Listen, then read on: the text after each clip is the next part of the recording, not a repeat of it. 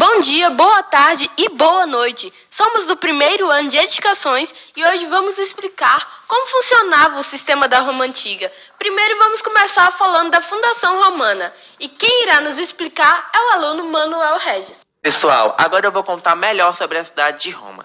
A cidade de Roma, capital da Itália, é uma das mais antigas do mundo, com mais de 2.700 anos de história. Sua fundação é envoltada de lendas e mitos, que são contados até hoje. Neste roteiro, vamos contar uma versão mais conhecida da fundação de Roma e alguns fatos históricos que se misturaram com a lenda. Para que possamos contar melhor sobre a fundação de Roma, devemos começar lá do princípio, quando encontramos duas pessoas essenciais com essa fundação, que são os irmãos Rômulo e Remo. A história começa quando Deus Marte se apaixona pela princesa Réia, e aí teve a geração de Rômulo e Remo. E com fatores históricos que aconteceram com pessoas tentando invadir a realeza, eles pegaram os dois gêmeos e jogaram em um rio dentro de uma cesta. Na história contada, os bebês são encontrados por uma loba, que os amamentam e protegem, e logo após foram encontrados por um pastor.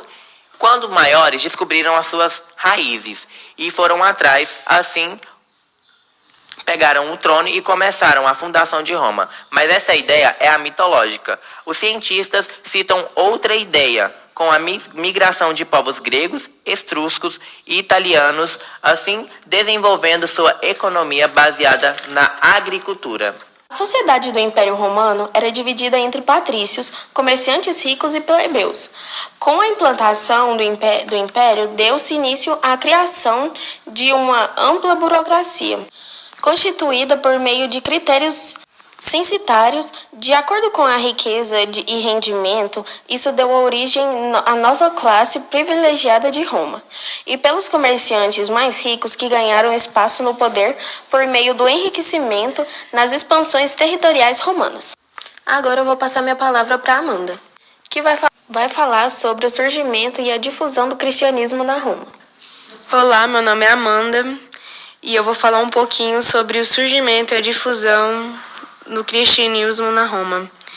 O cristianismo começou a espalhar-se a partir de Jerusalém e depois de todo o Oriente Médio, acabou se tornando religião oficial da América em 301 e da Etiópia em 325, da Geórgia em 337 e depois a Igreja Estatal do Império Romano em 380. Se tornou-se comum em toda a Europa na Idade Média e expandiu para todo o mundo durante a Era dos Descobrimentos.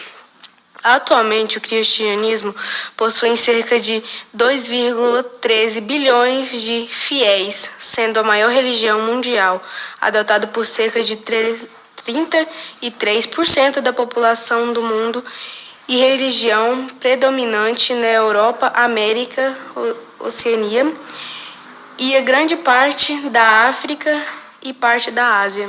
Logo após as explicações, teremos uma explicação rapidinha sobre a crise do Império Romano. Passo a palavra para Amanda novamente. A crise no Império Romano iniciou-se a partir do século II, III depois de Cristo.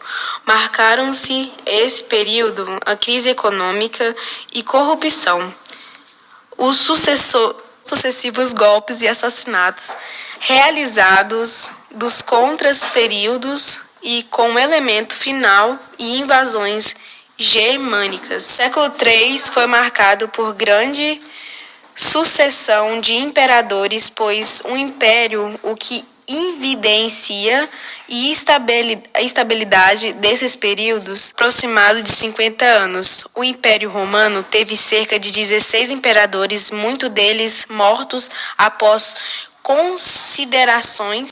Além disso, o fim da expansão territorial romana afetou fortemente a economia a partir do século II. O Império Romano passou a priorizar e a manutenção de gigantescos territórios. Conquistou-se e isso afetou diretamente o sistema escravistas que era sustentados a partir dos prisioneiros de guerra, elevado a partir dos prisioneiros de guerra levado ao império como escravo. A crise do sistema escravista foi aplicado na medida em que os povos conquistados recebiam o direito e cidadania romana. Esses fatores levaram à crise do Império Romano. Com isso, eles tiveram que dividir o Império Romano entre Império Oriental e Ocidental. O Império Oriental caiu primeiro com uma série de fatores que aconteceram, dentre eles invasões, e o outro mesmo por questão econômica, que já não estava tendo dinheiro, os escravos já não tinha mais, por questão de guerra, e dentre outros. Agora eu passo a fala para Júlia Vitória e ela vai falar sobre identificar as transformações sociais. A Roma Antiga passou por várias transformações sociais ao longo de sua história. Aqui estão algumas que ocorreram. A primeira foi a evolução da sociedade patrícia. No início da Roma Antiga, na época da sociedade, era dividida em patrícios, aristocracia e plebeus, camada inferior. Com o tempo, a sociedade patrícia foi se tornando mais inclusa, permitindo que plebeus alcançassem certos privilégios e status sociais.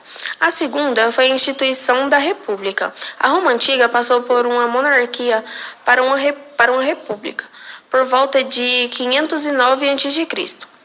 Esse sistema político trouxe uma mudança significativa na estrutura social, pois o poder foi compartilhado entre os cidadãos romanos por meio de instituição como o Senado e as Assembleias. A terceira foi a concessão à plebe. Ao longo dos séculos, os plebeus romanos lutaram por direitos e igualdade social. Conflitos sociais levaram à promulgação das leis das 12 tábuas, no século V a.C., que favoreceram a projeção legal básica para os plebeus e reproduziram o poder arbitrário dos patrícios. O quarto foi a expansão dos direitos e cidadania. À medida que a Roma conquistava territórios, ocorriam mudanças na cidadania e nos direitos. Os habitantes das regiões conquistadas podiam se tornar cidadãos romanos, o que umas misturas de culturas e um aumento da diversidade social na cidade de Roma. A quinta foi a transformação durante o Império. Com o estabelecimento do Império Romano, a sociedade passou por mais transformações. O poder centralizado nos imperadores influenciou a estrutura social, com o surgimento de elite, em um aumento da escravidão, que teve impacto significativo na estrutura social e econômica. Essas são apenas algumas transformações sociais que ocorreram na Roma Antiga ao longo de sua história. A sociedade romana era complexa e influenciou em diversos aspectos da vida dos romanos.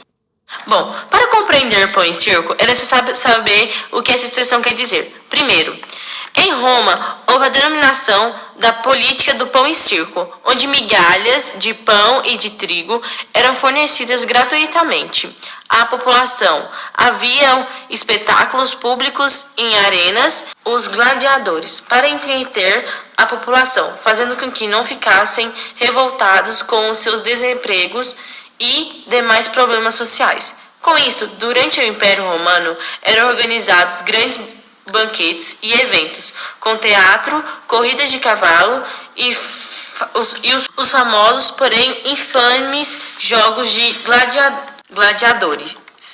Os jogos eram públicos e gratuitos, frequentados tanto pelas posições sociais mais privilegiadas da sociedade romana, quanto da camada social mais baixa, também conhecida como plebe. Esse costume, bancado pelos imperadores, tinha como pano de fundo uma estratégia pública, a política de pão e circo. Tudo isso é para esconder o que estava acontecendo com a sociedade, para que nenhum cidadão começasse um protesto acabando com tudo. Bom, agora iremos falar sobre a crise da República. A República Romana foi um período da Roma Antiga que sucedeu o período da monarquia romana, tendo sido marcado por sua organização política. A República, essa organização política, constituía na forma de um governo sem a centralização do poder nas mãos de um só homem. Centralização do poder nas mãos de um só homem, contrário ao que ocorria antes no período da monarquia.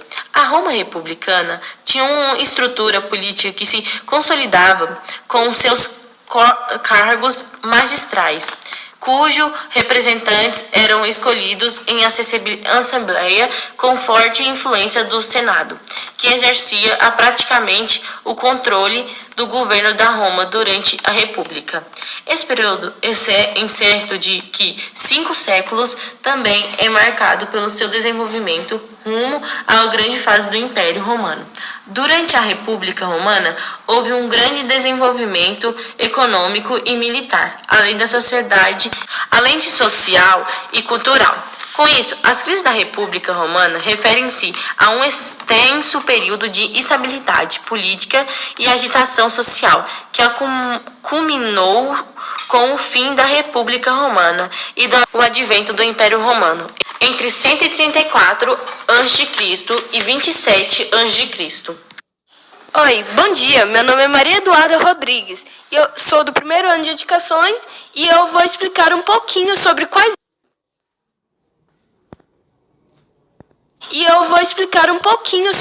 eram os direitos de grupos políticos na monarquia, república e império. Bom, começando pela monarquia, os direitos políticos eram concentrados nos reis e nas famílias nobres associadas a eles. Os reis tinham poder executivo e os patrícios eram proprietários, donos de terra, que continham poder político.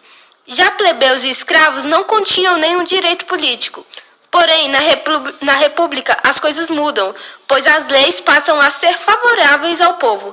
No caso, os plebeus que lutaram pelos seus direitos políticos e conseguiram aprovações de leis que ampliaram seus direitos e passaram a poder participar de reuniões públicas e podiam votar diretamente nas decisões públicas. E, obviamente, só os homens tinham esse direito, pois a sociedade era extremamente machista. Após o declínio da República, o sistema político passa a ser o império, onde o imperador passa a ter poder absoluto.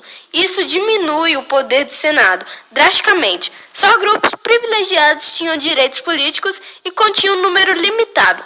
Mulheres, estrangeiros e escravos não tinham direito, nem voz na política. E com o intuito de superar essa estrutura, o imperador Otávio Gustavo determinou uma nova ordenação social, baseada na condição econômica apresentada por cada um dos indivíduos. Dessa forma, foram criadas as ordens senatorial, equestre e inferior, seguindo tal hierarquia.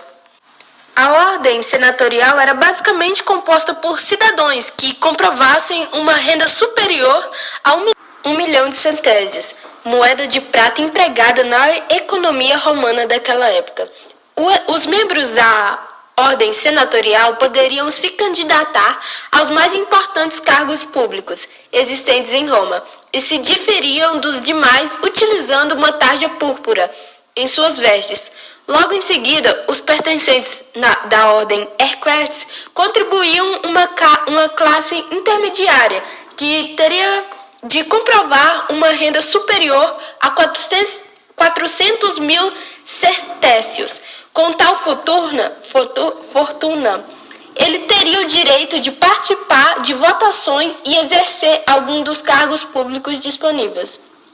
Por fim, a ordem inferior, todo aquele que tivesse uma renda inferior a 400 mil centésios dispunha de vários direitos, mas não poderia ocupar cargos públicos ou interferir em nenhuma das eleições organizadas da época. Em uma rápida observação, vemos que o regime imperial determinava maiores privilégios àqueles que tinham uma condição econômica mais avantajada. Contudo, a prosperidade dos primeiros séculos não abriu porta para rebeliões de maior impacto. Além dessas ações de ordem política, o imperador Otávio Augusto também impôs uma série de leis em que buscava interferir nos costumes romanos. Segundo ele, a prosperidade trouxe uma situação de relaxamento dos costumes, que poderia provocar uma ruína de toda a população. Desse modo, ele incentivou o crescimento das famílias romanas, a fixação de população em áreas rurais e a punição contra as mulheres que cometessem adultério. Como sempre, a sociedade machista, e vemos que não mudou muita coisa em questões das classes sociais. Os ricos, burgueses sempre acima, as classes médias mais abaixo e os pobres abaixo de tudo, abaixo deles. E agora eu vou passar para o meu colega Manuel, que vai refletir um pouco sobre os direitos romanos da época. Então, gente, como a Maria Eduarda mesmo disse, agora vamos refletir comigo aqui sobre os direitos romanos. Dentre os direitos romanos, vamos refletir o da república, o da monarquia e o do império. Vamos começar pela monarquia, que foi o primeiro a se estabelecer. Então, no direito da monarquia, houve várias criações de leis para a população, mas infelizmente a população mais rica, a população dos patrícios, a população que tinha dinheiro. Então, tudo aquilo favorecia os patrícios. Tem uma lei ali, vai favorecer os patrícios e vai desfavorecer cada vez mais a nossa classe majoritária, nossa classe pobre. E aí, sempre desfavorecendo a nossa classe menor.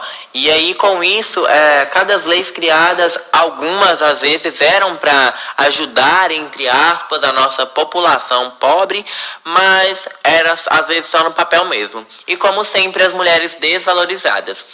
Depois dessa reflexão, vamos para o segundo período, o período da República. No período da República, como o Império Romano estava a se expandir, ter uma maior expansão, eles teriam que ter uma maior visibilidade. E com essa visibilidade, eles finalmente tiraram os coitadinhos dos escravos por dívidas. Então, no República, eles começaram a tirar aqueles escravos que estavam presos até hoje por dívida.